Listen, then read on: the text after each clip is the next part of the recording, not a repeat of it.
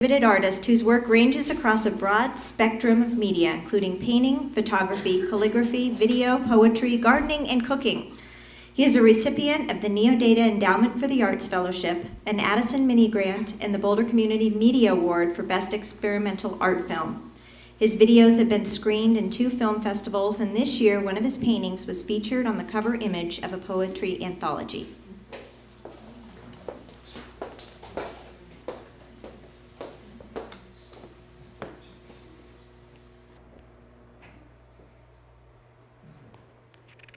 How long will the sound of crickets entice the quiet river on its slow journey to the sea, its lazy evening under the moon?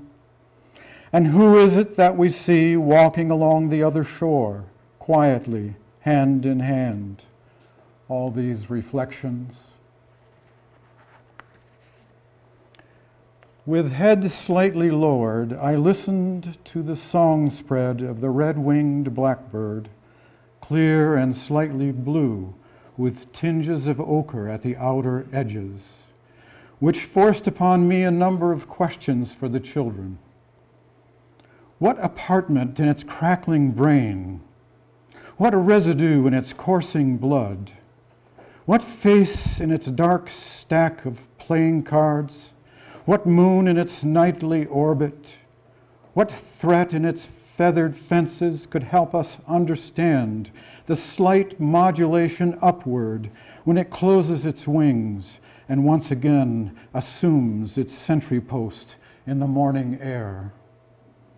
Shall we study our watches?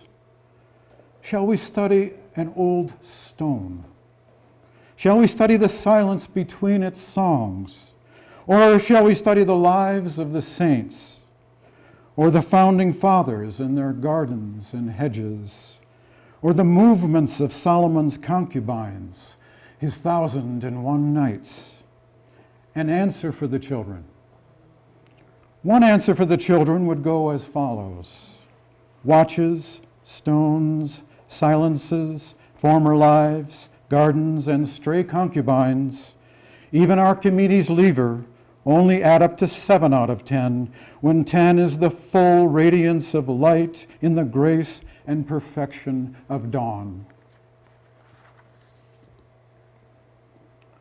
Scratch the surface of the cottonwood's bark if you would know the time of day by the sound of small birds announcing their membership in the age of exaltation. Scratch the surface of the cottonwood's bark if you would know the time of night by the grip of strong roots focusing the attention of stars. Leaves sift down, serene ripples in the quiet waters below. A heron approaches, cold blue thunder, lighting on an outstretched limb. These are the altered states: sacred reserve, morning light, and the unfolding earth. I grabbed a few lines of Euripides before leaving for work today. Sun and light of day, O turning wheel of the sky, clouds that fly. Enough to elevate a day otherwise spent in mindless dementia of commerce. Enough to anchor my soul in the churning sea of acquisition, enough to defend the heart against a fierce storm of new products and innovations, endless mall dreams, unfettered and triumphant. I grabbed a few lines of Euripides before leaving for work today. Here beside the tower there is a sloping ridge with springs enough to satisfy your thirst, and later stepped out to watch the savanna sparrow rummaging among the cattails, fugitive and intent, to watch its tiny beak nervously grasp thin wisps of curled and broken grass, to watch the difference between narcotic and need, unfettered and triumphant.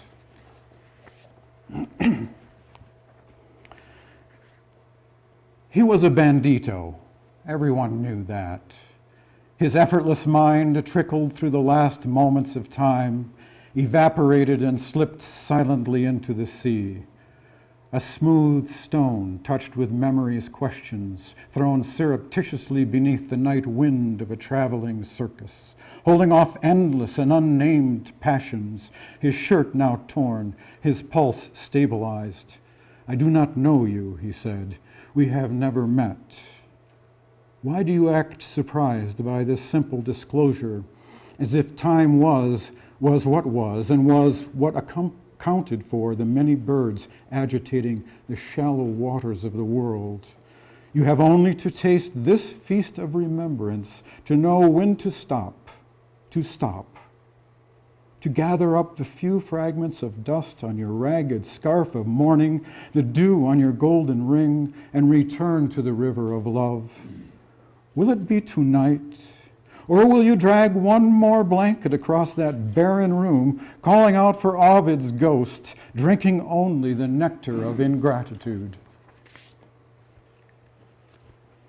A horseman arrives with a message wrapped in a soft cloth. Bending down, he hands it to you without a smile. It is raining. The night is shining. You receive the message in silence, door slightly ajar. Light pours onto the sidewalk. You are inside the knowledge that all creatures inherently possess. You have made it your habitation, your body of grass. It was not your choice. Your dance is one of molecules and fire, your countenance of the cool morning air. Here is where the voice says, I knew thee in the desert land, and in the wetlands I knew thee. Seize the night like fortune to a sailor in the sea. This is the great joy of swimming in ancient seas.